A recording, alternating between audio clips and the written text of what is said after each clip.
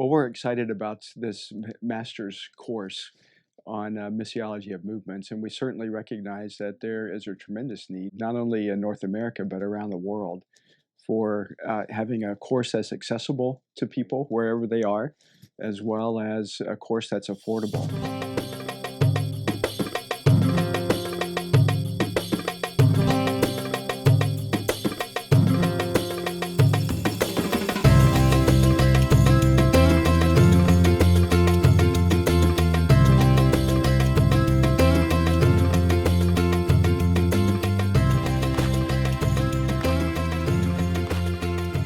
One of the issues that we're really trying to wrestle with is how can we as a movement, as a network, really begin to level the educational playing field so that that disparity in regards to the price of seminary education is brought to a level that's accessible by more people.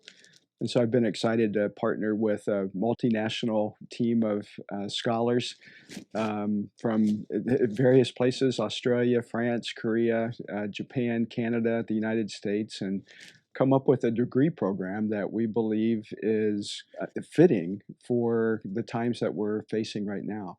We're in a crisis in North America, in particular in the United States, where we're seeing the church decline increasingly rapidly over the past several decades.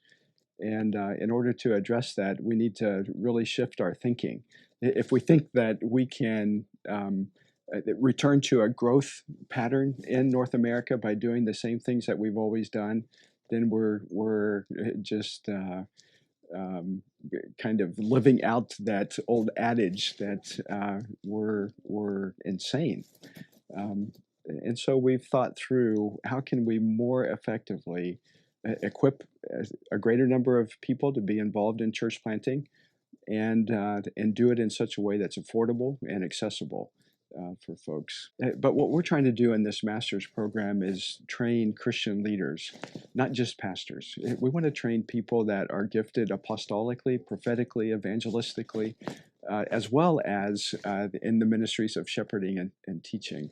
But in order for us to catalyze a movement in North America, we really need to place a focus on those who have a gift to get things started, to speak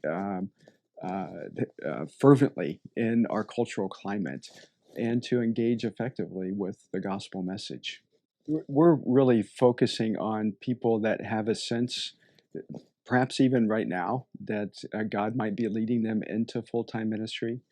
We focus on people that have a sense that they need something deeper. They recognize the issues in their community, and they want to have the skills and the tools to be able to effectively engage those issues. So this is a degree that is focusing on people that are passionate about God's mission in the world. And we take to heart Ephesians 4:11 and 12, where we really want to equip the saints for works of ministry.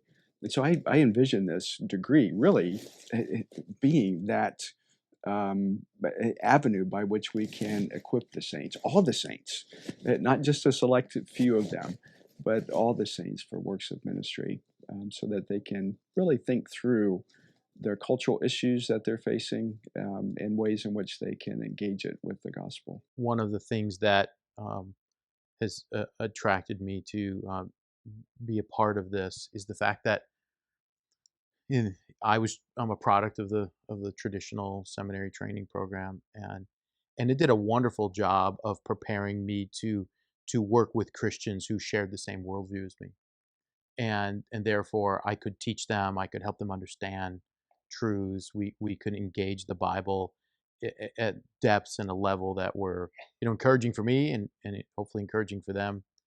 But in this world with globalization, we are no longer siloed in our worldviews. We have to engage a variety of different worldviews, and this model is designed to say, hey, let's think about that engagement. Let's think about actually solving not only problems that come with globalization, but engaging the way people think, the way they feel, the way they order their life, We approach this program with the idea that the Bible really is a book about missions, and the best missions is uh, understood through that text from Genesis to Revelation, that God has been engaging in a relentless pursuit of people because He desires so much to be in relationship with people. Alongside of that, we think that the best theology is going to emerge out of a context of missions. It's actually when we are engaged in our particular context, trying to understand who people are, what their background is, what their history is, what are the things that are animating them in their lives. That's when good theology comes out. And so we want to be sure that we're creating a program that takes an integrative approach where the emphasis is on this missiologically theocentric passion to declare God's glory to all peoples. And alongside of that, our understanding of what does our theology then look like as we are engaging people with the gospel. And so we want to see people really equipped missiologically, theologically, and biblically with the proper tools so that they can do ministry effectively. The benefit of the development of theological training over the past several hundred years has been that you've been able to take ideas and kind of deconstruct them. So we can take theology and we can tear it apart and look at different nuances and really isolate our theological understanding into very specific fields.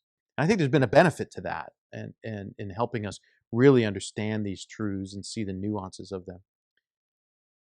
And that worked when we were staying within ministry within our own worldviews. When we are all kind of cut from the same cloth, we actually had the freedom to be able to kind of dissect these things. The world is shifting and changing, and we're going to need to use those same truths because the deep problems of the world require deep truth to address them. But but deconstructing them doesn't necessarily mean that you know how to reconstruct it and engage somebody with it. And so the value of taking truth and saying, hey, listen, let's talk about our various strands of theology and let's bring them together and use them together. So rather than having one class on exegetical and one class on historical theology and another one on biblical theology, what would happen if our exegetical, historical, and biblical were all shaping together to actually talk about the mission of God for the world, the mission of Christ, the mission that He left us to do, which was to make disciples of the nations? What would happen if we took all of that and used them in equipping people to engage? The issue is, are you able to use this to advance the kingdom? Are you using this to engage the lost? Are you using this to equip somebody, nurture somebody, train somebody, and send them into the world? And so what the idea of bringing this together in a more holistic approach to teaching sets it apart from the more deconstructive model that we're used to. We see in the ministry of Jesus and as well as in the ministry of Paul, and then throughout the New Testament, that there is this emphasis that we need to do three things. We need to defend our faith, and so that demands that we know what our faith is. That's a theological issue. We need to be able to address issues of injustice. And there's an engagement of trying to come alongside of those who are marginalized and exploited. That's a part of our ministry that Christ has left to us, that Christ has modeled, that Paul has modeled, and that the early church has modeled. But the third thing is that we need to be well equipped to proclaim God's glory. I mean, that's ultimately what God is about. He wants to be known. And so we need to be able to effectively think through, who we are, who people are, and how we can then um, tell God's story in a way that it connects with those people so that He can be known. And so those three areas is really where we focus a lot of our attention in our courses. How do we defend our faith? How do we engage people that are on the margins and that have been exploited? And how do we declare God's glory effectively so that more and more people will become worshipers of Him?